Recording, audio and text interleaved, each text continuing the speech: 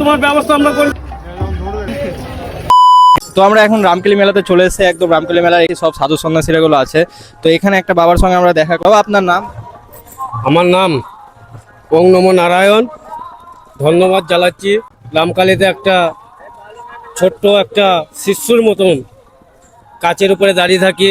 বাবা এখনো হতে পারিনি, বাবার মতন হতে যদি চাচ্ছি, এটাই আমি আশীর্বাদ যাচ্ছি আমার গুরুর আশীর্বাদে। আমি হলে তাদের আশীর্বাদে আমি কাচের উপরে বিদ্যা শিক্ষার জন্য আমি দাঁড়িয়ে আছি কাচের উপরে এই রামকালীতে। আচ্ছা আচ্ছা বাবা, এই কাঁচের ভাবনাটা কবে থেকে আপনার আসলো? এই কাচের ভাবনাটা আমার 12 বছর ধরে আমি করছি।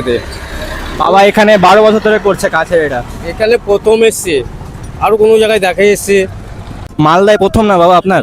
একদম হ্যাঁ, মালদা প্রথম। বাবুঘাটে গিয়েছি, জয়দেব গিয়েছি, কুম্ভ মেলায় গিয়েছি। আচ্ছা, হ্যাঁ, তো এরকম মানে আমাদের সাধু সন্ন্যাসীর মধ্যে সব থেকে বাবা এখন মানে পাগলের মতন। আমি এখানে বুঝতে পারছি না কি করে দাঁড়িয়ে আছে, মানে গাইস মানে একটা অসাধারণ। এই যে দেখতে পাচ্ছ গাইস, মানে তো আমি বলবো বাপ রে। তো তোমরা গাইস রামকেলিতে আসো, বাবার সঙ্গে দেখা করো, বাবার কাছে আশীর্বাদ নাও, আর কিছু ডোনেশন এখানে দিয়ে যাও বাবাকে। খুব বাবা কষ্ট করে দাঁড়িয়ে আছে এখানে, তো এটুকুই থাক। বাবার কাছে আশীর্বাদ নিয়ে একটু আগে বাবা। আচ্ছা বাবা।